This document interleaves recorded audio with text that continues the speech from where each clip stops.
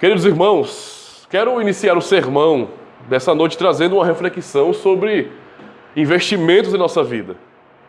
Sim, porque, na verdade, todos nós, não é? Empreendemos alguma coisa que nós, de repente, achamos que vale a pena.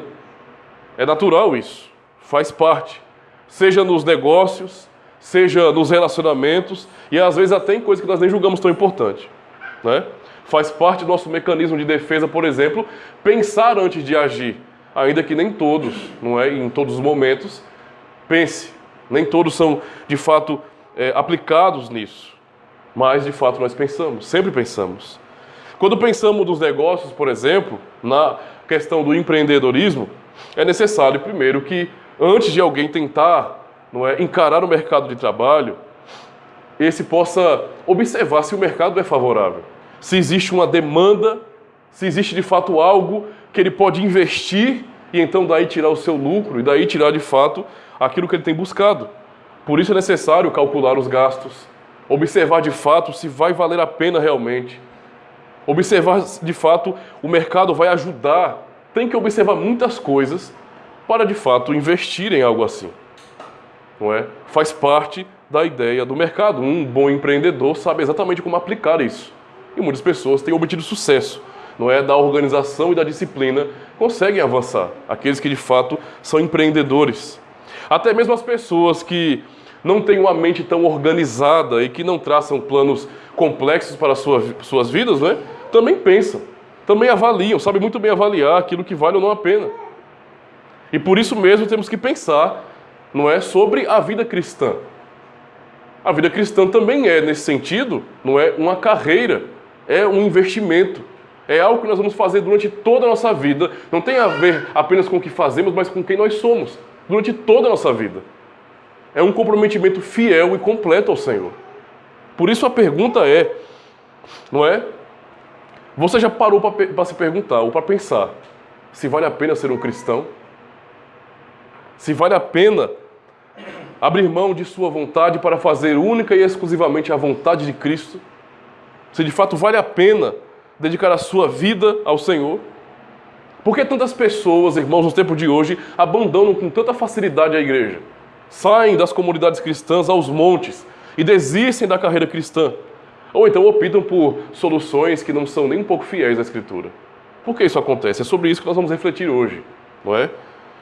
O sermão dessa noite tem o seguinte tema: os verdadeiros discípulos de Cristo. Nós vamos pensar exatamente sobre isso. O texto da Palavra de Deus está no Evangelho de Lucas, capítulo 14.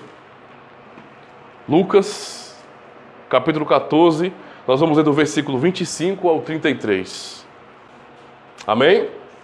Amém. Diz assim a Palavra do Senhor: grandes multidões o acompanhavam, e ele, voltando-se, lhes disse: se alguém vem a mim e não aborrece a seu pai e mãe e mulher e filhos e irmãos e irmãs e ainda a sua própria vida, não pode ser meu discípulo. E qualquer que não tomar a sua cruz e vier após mim, não pode ser meu discípulo. Pois qual de vós, pretendendo construir uma torre, não se assenta primeiro para calcular a despesa e verificar se tem os meios para concluir? Para não suceder que, tendo lançado os alicerces e não o podendo acabar, todos os que a virem zombem dele, dizendo: este homem começou a construir e não pôde acabar. Ou qual é o rei que, indo para combater outro rei, não se assenta primeiro para calcular se com 10.000 homens poderá enfrentar o que vem contra ele com 20.000? Caso contrário, estando o outro ainda longe, envia-lhe uma embaixada pedindo condições de paz. Assim, pois, todo aquele que dentre vós não renuncia a tudo quanto tem, não pode ser meu discípulo. Esse é o texto da pregação dessa noite. A primeira coisa que queríamos refletir então aqui no sermão é sobre a pergunta: quem não pode ser discípulo de Cristo? Ora, será que alguém nesse sentido está desqualificado para ser discípulo de Cristo? Para fazer uma pergunta dessas? Quem não pode ser discípulo de Cristo? Nos versículos 25 a 27, como nós lemos, temos palavras duras do Senhor a multidões, não é? Há muitas pessoas que estavam ali seguindo a Jesus. Esse texto mostra, então, a radicalidade do cristianismo verdadeiro. Uma radicalidade tamanha que certamente ofenderá pessoas que querem ter Cristo Jesus apenas como um amuleto cultural ou religioso, apenas como uma saída temporária, ou apenas como algo paralelo à sua vida comum, não é? Imaginem como soam essas palavras que o Senhor disse àquelas multidões, para aquelas pessoas que estavam ali ouvindo. O que será que eles pensaram sobre isso? O que Jesus estava querendo fazer ali, irmãos, é justamente aquilo que nós devemos fazer hoje. A Igreja de Cristo precisa, de fato, ser realista sobre a verdade do que é ser um discípulo de Cristo. A Igreja não pode omitir o que isso significa. Tem que ficar claro. Tem que ficar claro e muito bem estabelecido o que significa ser um cristão verdadeiro. E por que isso? Justamente porque, tal como no passado, não é? Ainda antes de Jesus ter vindo a este mundo, sempre houveram falsos mestres, falsos profetas, não é? Enganadores, facilitadores mentirosos, pessoas que, assim como o diabo, deturpam a verdade, deturpam a palavra de Deus e conseguem plantar motivações erradas e pecaminosas no coração de muitas pessoas para servirem ao Senhor. E muitos servem nas suas mentes, não é? Servem ao Senhor, mas de uma maneira completamente estranha ao próprio Evangelho. Não faz sentido. Sempre há quem diga, não precisa ser assim, isso é um exagero, essa dedicação total, essa entrega de nossas vidas a Cristo é um exagero, é algo desnecessário, é plenamente possível ter uma vida dupla.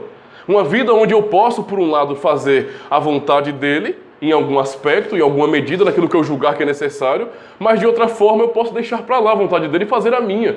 E ainda assim ser um cristão verdadeiro. Essa é a voz da falsidade que o mundo moderno tem nos dado. E muitos têm ouvido essa voz mentirosa, têm sido guiados por ela. No texto em estudo, é exatamente disso que se trata. As palavras de Cristo, aquelas pessoas, são palavras duras para dar um choque de realidade. As pessoas estavam ali contemplando um homem que pregava com autoridade, um homem que operava milagres, não é? Ressurreição, e que era em muito superior no seu conhecimento e na sua autoridade, do que ele falava, a muitos doutores da lei daquele período. A todos eles, nenhum pôde resistir a Jesus Cristo. E todos ficavam impressionados, não é? Sempre havia comida, sempre havia cura, coisas maravilhosas acontecendo. Então, afinal de contas, vale a pena seguir a Jesus. Mas eles faziam isso, irmãos, pensando nos benefícios. Estar com Cristo vai me garantir que quando a fome vier, terá pães, terá peixes. Vale a pena seguir a Jesus dessa forma. Se estamos com fome, ele simplesmente dá uma ordem e uma pouca quantidade, uma pequena quantidade de peixes e de pães se multiplicam de uma maneira ilimitada e sacia toda a multidão. Vale a pena servir a Jesus Cristo. Se estamos doentes, ele com uma ordem promove cura. Os cegos que andam ao seu lado deixam de ser cegos. Aqueles que clamam por socorro são socorridos de fato, não é? E voltam a enxergar. Os aleijados voltam a andar. Então, de fato, vale a pena seguir a Jesus Cristo. Ser um cristão assim, de fato, é um investimento realmente importante e que vale muito a pena provar de todas essas bênçãos. E então Jesus fala essas palavras tão contundentes quanto as palavras que nós lemos em João, capítulo 6, quando Cristo diz às multidões do mesmo jeito, né? Se não comerem da minha carne e não beberem do meu sangue, vocês não têm parte comigo, vocês não têm vida eterna. Jesus olha para as multidões então, irmãos, que o seguiam e coloca um si gigantesco. É o que nós vemos no texto aqui. Ele olha para as multidões e fala, se alguém... Então ele fala justamente um si muito profundo. Se alguém vem a mim e não aborrece a seu pai e mãe e mulher e filhos e irmãos e irmãs e ainda a própria vida, não pode ser meu discípulo. Não pode ser meu discípulo. O que Jesus queria dizer com isso? Será que é isso mesmo? Aborrecer, odiar meu pai, minha mãe, meus irmãos, meus filhos, minha esposa? Será que é isso que ele realmente quer dizer para nós? Ou que ele queria dizer para aquela multidão? A palavra aborrecer que temos em nossas Bíblias, né, em nossas traduções, Vem da palavra grega, e eu vou citar essa palavra grega justamente para entendermos a equivalência do português e perceber que nem sempre é a mesma coisa, mas como isso é forte no próprio texto, não é? É a palavra missei. Essa palavra tem um significado de eu odeio. Esse texto, quando ele fala quem não aborrece o seu pai, ou a sua mãe, ou seus familiares, é a palavra missei que significa justamente eu odeio, eu detesto. A definição realmente é eu odeio, eu detesto, eu amo menos, eu tenho menos estima. É o significado geral dessa palavra. Isso de fato é bastante pesado. Certamente aquilo foi uma palavra muito dura para aquelas multidões. Para aqueles que estavam tão alegres, tão felizes, não é, tão eufóricos em seguir um homem que faz milagres. Ouvir uma palavra dessa de fato era algo muito confrontante. Mas qual era o real impacto que Jesus queria causar naquelas multidões, irmãos? O odiar, o detestar que no texto grego nós encontramos, não é exatamente a mesma equivalência do nosso texto em português. Quando nós pensamos em odiar e detestar aqui, pensamos sobre o fato de ter aversão, sentir aversão a alguém, a alguma coisa, ou a si próprio, ou a outro. Detestar, abominar. Esse é o sentido da palavra detestar, odiar em nossa língua. E Jesus não está falando que isso significa não amar. O ponto não é esse. Se nós fôssemos traduzir esse texto, essa palavra, em uma linguagem mais simples sobre o que Jesus queria dizer, nós poderíamos dizer bem assim: aquele que não tiver menos estima e amor pelos seus parentes mais próximos do que por mim, não pode ser meu discípulo. Em um sentido contrário, aquele que não me amar mais do que ama seus parentes mais próximos, como pais, irmãos, mulher e filhos, não pode ser meu discípulo.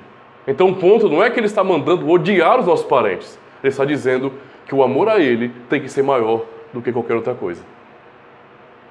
O amor que ele exige de nós, como seus discípulos, deve ser maior do que o amor que nós sentimos pelos nossos pais.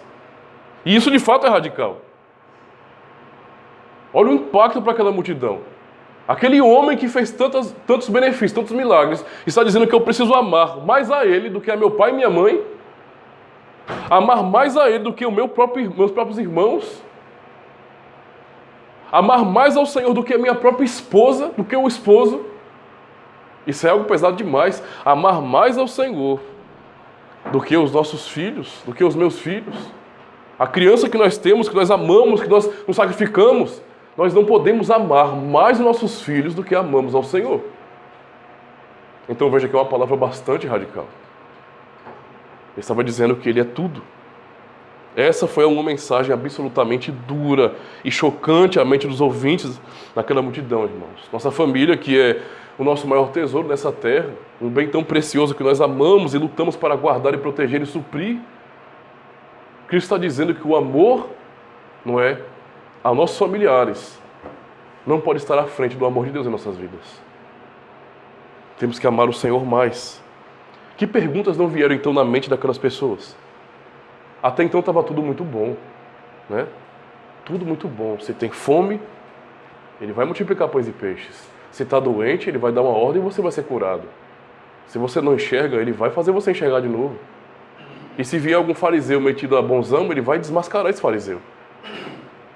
Ele vai anunciar o reino de Deus aos rejeitados. A conclusão é que Jesus está pedindo tudo. Jesus olha para aquela multidão e diz: para ser meu discípulo, vocês precisam abandonar tudo. Tudo tem que ser meu. Essa é a mensagem do Evangelho. Tudo deve estar abaixo dele. Nada nós podemos comparar com o Senhor. E ele é tão enfático nisso, que no verso 27, ele diz: e qualquer que não tomar a sua cruz e vier após mim, não pode ser meu discípulo. Em outras palavras, se alguém não estiver disposto a morrer por mim, a seguir sim o meu exemplo, a tomar a sua própria cruz e não fugir dessa cruz, mas abraçar essa cruz para me seguir, não pode ser meu discípulo. Não pode ser meu discípulo. E então nós aprendemos que Jesus não é um amuleto religioso, um amuleto cultural. Não é um slogan bonito na nossa vida. Não é uma frase que escrevemos ou uma camisa que usamos. Ele é o caminho, a verdade e a vida, Ele é tudo. E é disso que se trata a vida cristã. E um cristão verdadeiro precisa saber exatamente disso. Quem pode então ser um discípulo de Cristo? Somente aqueles que estão dispostos a perder tudo. Absolutamente tudo.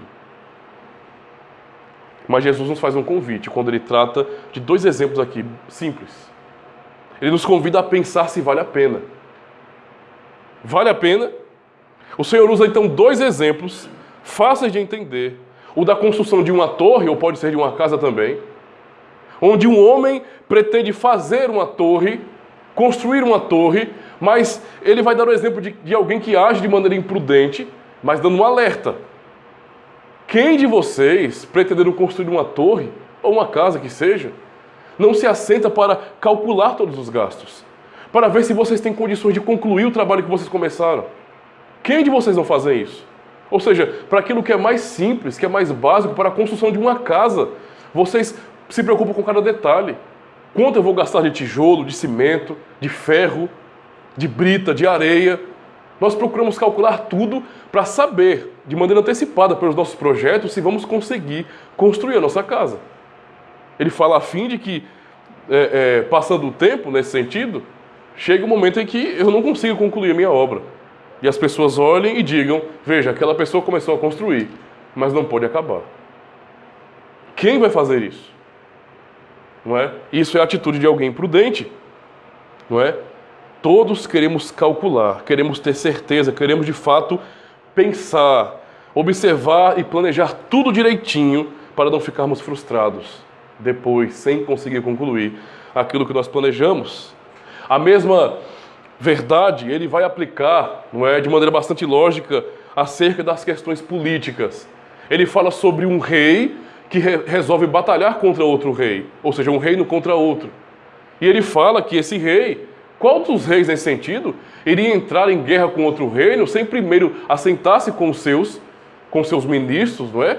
Com seus magistrados, com seus estrategistas, para então ver se é possível ganhar essa batalha. Ou seja, todos vão procurar estabelecer se de fato vale a pena ou não batalhar. Ele vai observar se de fato eles vão conseguir vencer essa batalha, se as perdas do campo vão ser compensadas pelos ganhos. Porque se ele perceber que o outro reino é superior em todos os sentidos da palavra, logicamente ele não vai para essa batalha porque é uma batalha inútil, é uma derrota certa. É uma derrota certa.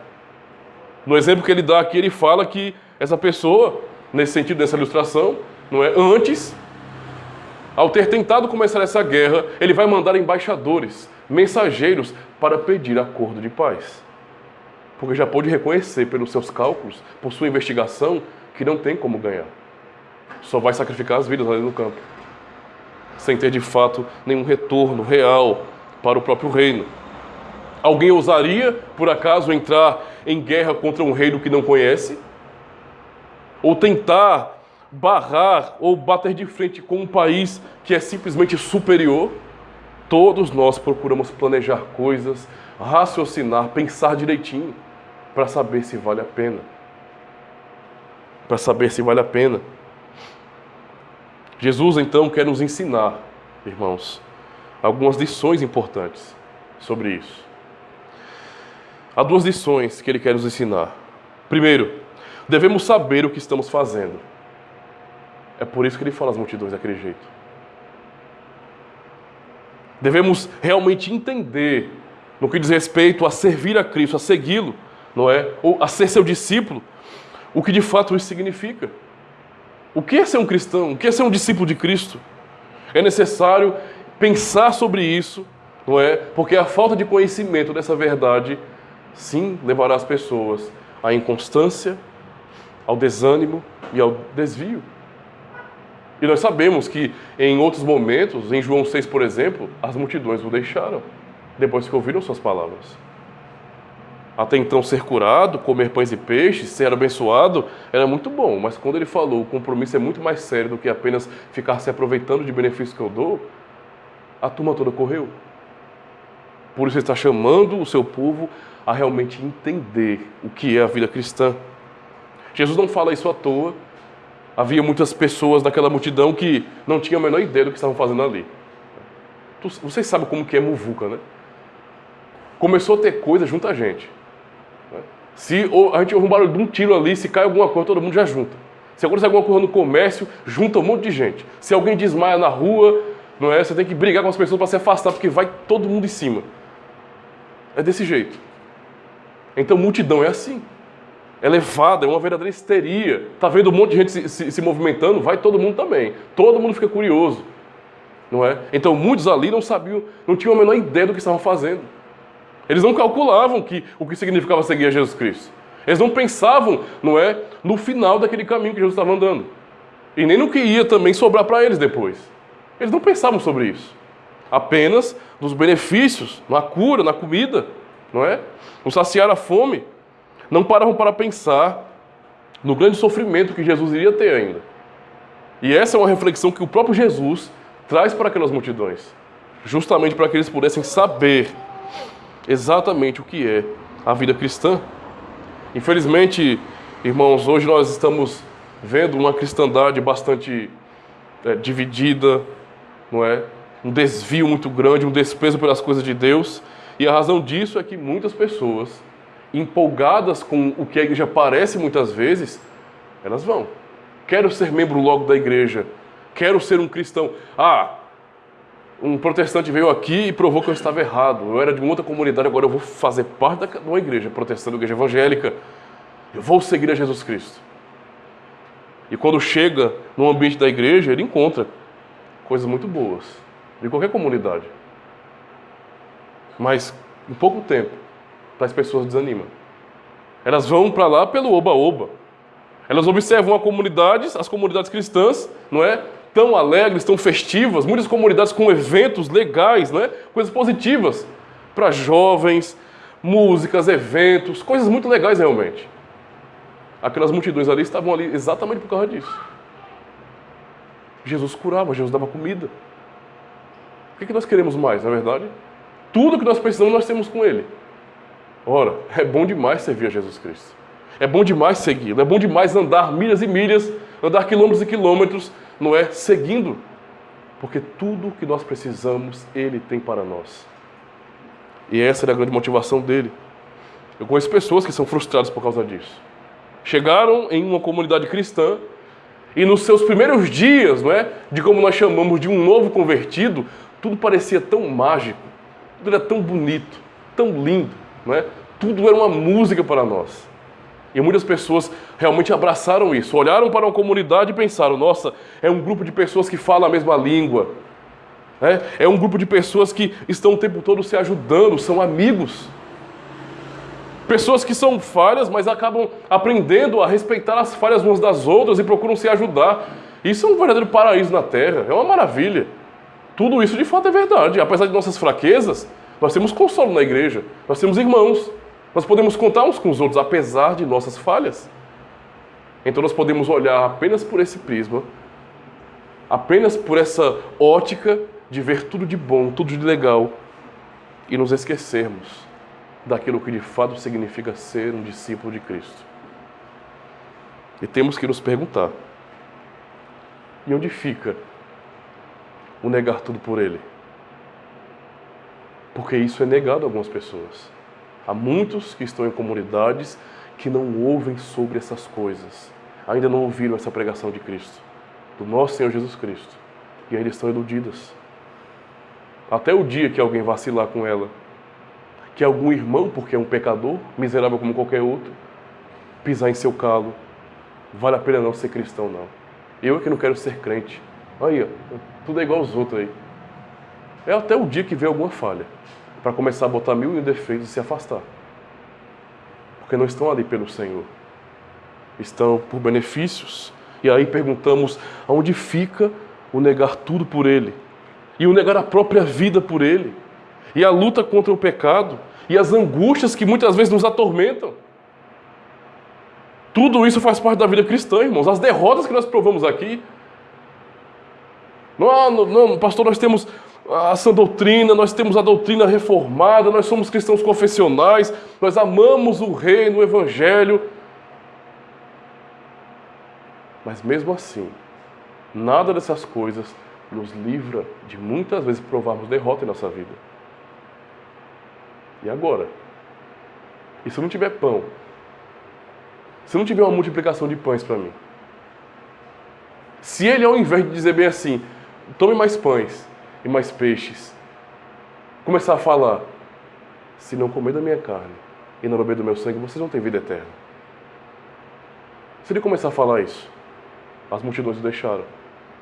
E muitas pessoas têm deixado também hoje, por causa das mesmas coisas, porque não sabem o que significa ser um cristão. Não sabem o que é amar a Deus e ainda assim ter que suportar, sim, irmãos, o silêncio do Senhor. O silêncio dele, que muitas vezes opera em nós de uma maneira que nós não entendemos de maneira imediata. Pois é. É dessa forma, irmãos.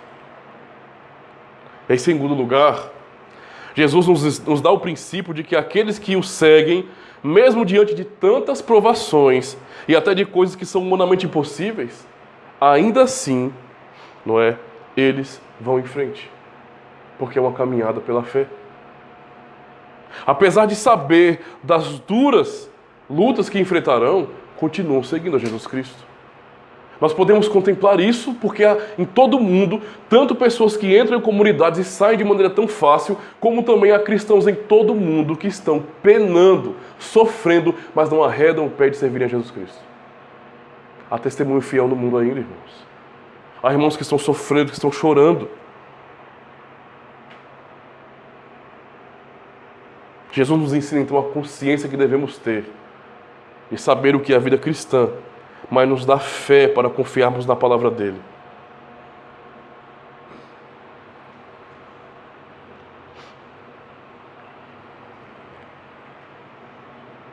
Nos dá tudo aquilo que é necessário para compreender o que de fato é uma vida cristã.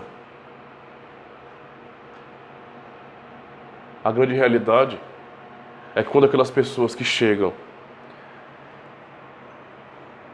percebem que as coisas não são do jeito que elas querem, ou como elas imaginavam, elas saem. A realidade da vida nossa é o seguinte: cristãos têm depressão, cristãos adoecem, às vezes de doenças terminais, cristãos perdem o emprego, cristãos têm problemas nas famílias, casais cristãos brigam. Tudo isso acontece. Tudo isso acontece. A realidade de nossas vidas não é fácil, não. De jeito nenhum. E Cristo jamais nos prometeu facilidade alguma. O que Ele está nos pedindo e nos ordenando é: se vocês não abandonarem tudo por mim, vocês não podem ser meus discípulos. Porque ser meu discípulo significa que a sua vida pertence a mim de maneira total, absoluta.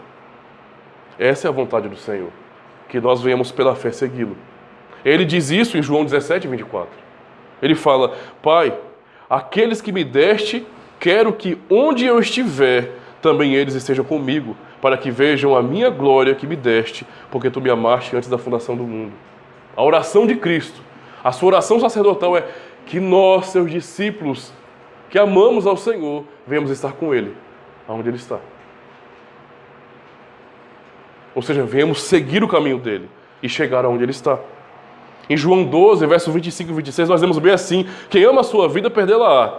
E quem neste mundo odeia a sua vida, guarda-la-á para a vida eterna. Se alguém me serve, ouçam isso com atenção, se alguém me serve, siga-me. E onde eu estiver, ali estará também o meu servo. E se alguém me servir, meu Pai o honrará.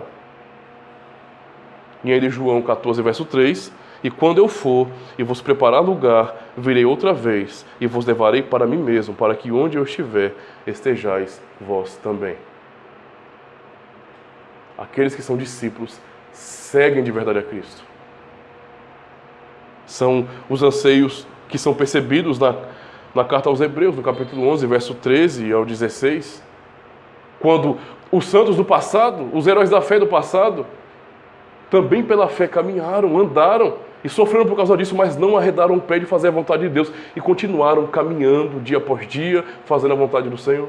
Nós lemos em Hebreus, todos estes morreram na fé, sem terem recebido as promessas, mas vendo-as de longe e crendo-as e abraçando-as, confessaram que eram estrangeiros e peregrinos na terra, porque os que isto dizem claramente mostram que buscam uma pátria.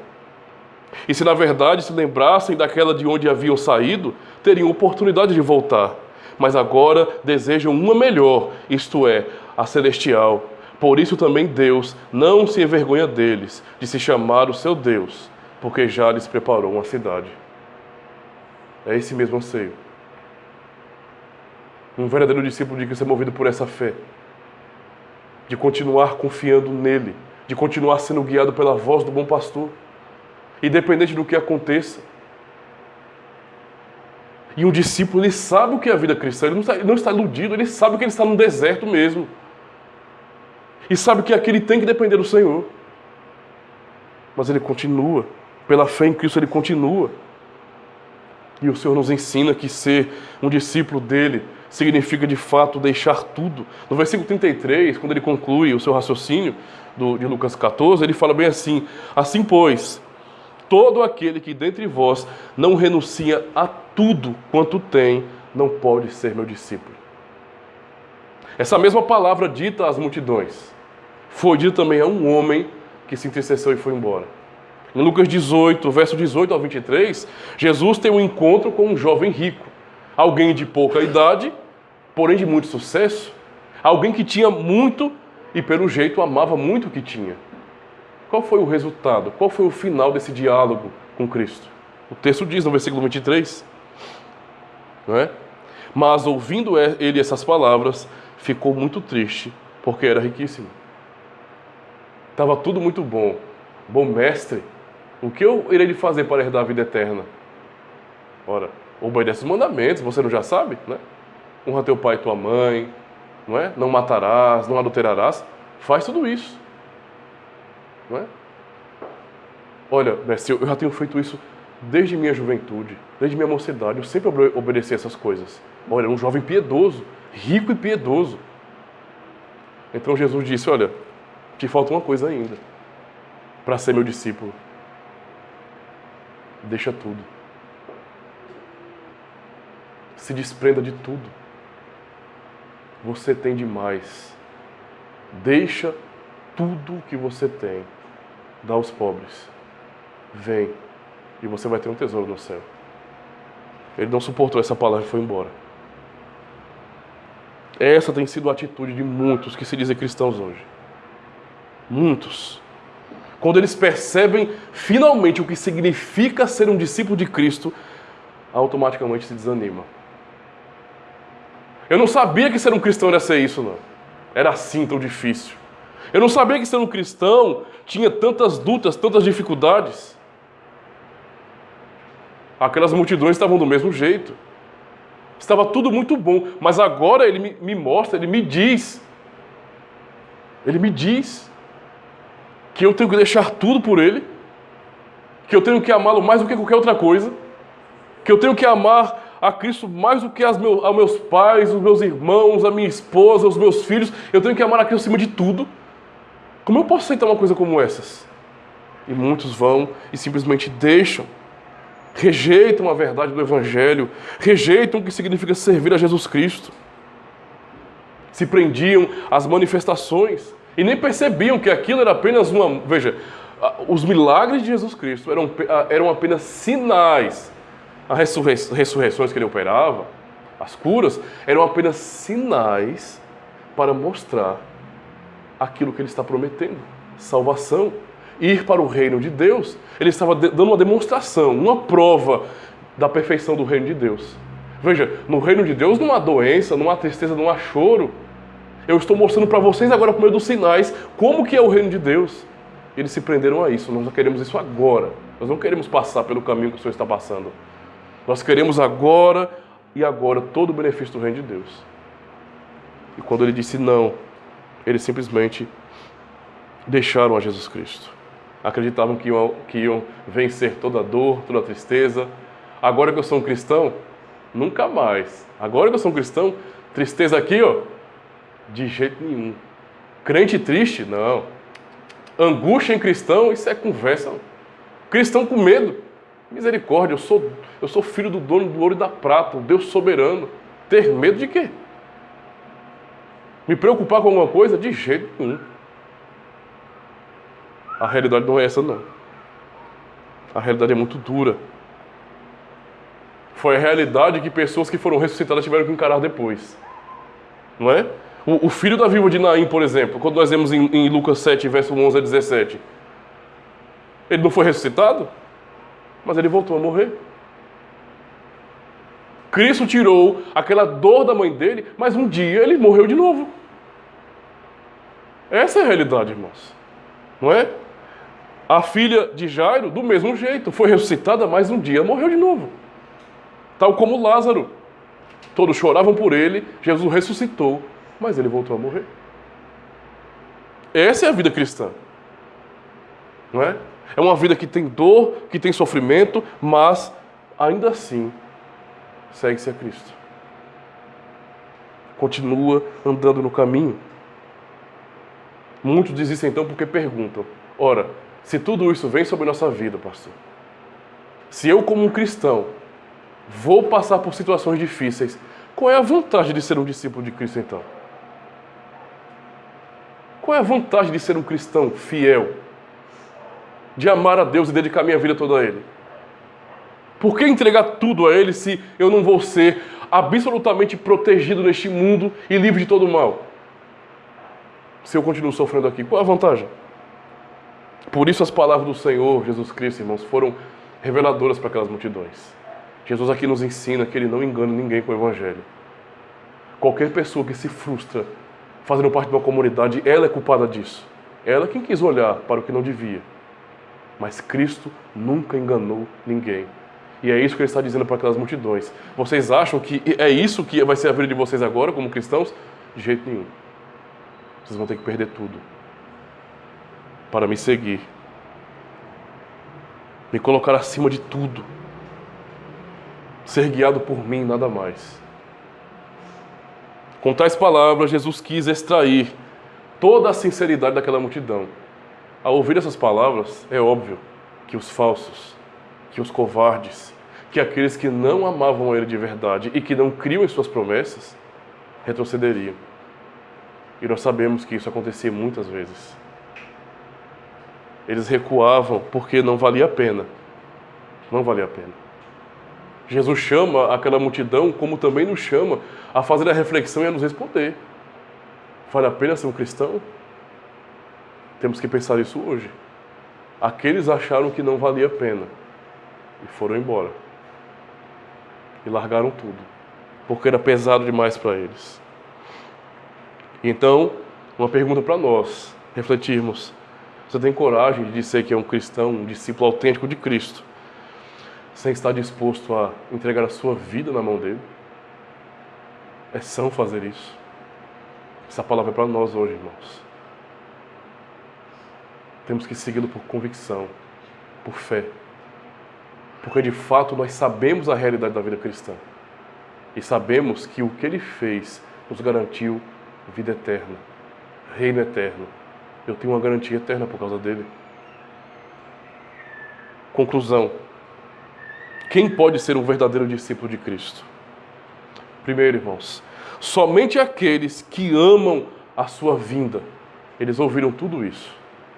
Mas somente aqueles que amavam não só os milagres ali temporários, mas as suas promessas, quem Ele é, o fato de Ele voltar para julgar todas as coisas, a todos. Aqueles que amam a sua vinda. Na segunda carta de Paulo a Timóteo, capítulo 4, versículo 8, nós vemos bem assim: já agora a coroa da justiça me está guardada, a qual o Senhor, reto juiz, me dará naquele dia, e não somente a mim, mas também a todos quantos amam a sua vinda. Esses são discípulos de Cristo, esses vão seguir a Jesus Cristo mesmo. Segundo, somente aqueles que amam e confiam nas promessas do Senhor. Em 1 Coríntios 15, 19, nós vemos bem assim: se esperarmos em Cristo somente nesta vida, somos os mais miseráveis de todos os homens. Aquelas multidões esperavam somente nele, somente naquela vida. Tudo que eles queriam era saciar a fome imediata. E Jesus fazia isso, mas não era só aquilo. Eles eram miseráveis. Eles queriam comida, então tomem comida, mas é só o que vocês vão ter.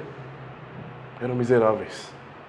Cristo nos ensina que os seus discípulos têm que esperar além dessa vida. Tem que esperar no porvir. Terceiro, somente aqueles que seguem o caminho de Cristo sem se importar com o preço que irão pagar. Ou seja, são cristãos conscientes, eles sabem como é duro ser um cristão. Como é duro lutar contra o pecado. Como é duro você negar você mesmo e procurar sempre a cruz. O caminho mais apertado, mais estreito. Mas ainda assim, sabendo o preço que irão pagar, eles vão. E isso é fé de verdade. Como Jesus mesmo diz: ninguém que põe a mão no arado e olha para trás é apto para o reino de Deus. Lucas 9, verso 62. Quarto, somente aqueles que saíram de onde estavam, e mesmo que o deserto seja longo e escaldante e amedrontador, não voltam, mas continuam andando para a terra prometida. Nós sabemos que quando Israel foi liberto do Egito, a grande maioria daquele povo que saiu pereceu no deserto. Somente o remanescente fiel entrou. Os filhos e os mais velhos que eram fiéis. Josué, Caleb, pessoas que estavam ali, que amavam o Senhor de verdade, que nunca duvidaram de sua promessa. Podiam ficar mal, podiam sofrer, mas eles sabiam que o que Deus disse, o que Ele prometeu é verdade. E eles entraram.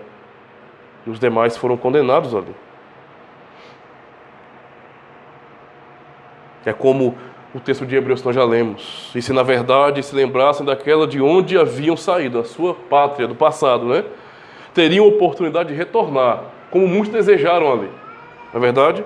Mas agora desejam uma melhor, isto é, a celestial. E por fim, quinto, somente aqueles que estão dispostos a morrer para si mesmos e já vivem hoje como se estivessem mortos. Isso não é fácil. Por nós mesmos jamais aconteceria. Mas pela fé, sim. Pela luta real, por causa da fé no Evangelho, temos que aprender a dizer isso como Paulo. Já estou crucificado com Cristo e vivo, não mais eu. Não é mais a minha vontade que importa, porque Ele disse que se eu não abandonasse tudo, eu não poderia ser seu discípulo. Vivo não mais eu, mas Cristo vive em mim. E a vida que agora vivo na carne, vivo-a pela fé do Filho de Deus, o qual me amou e se entregou a si mesmo por mim.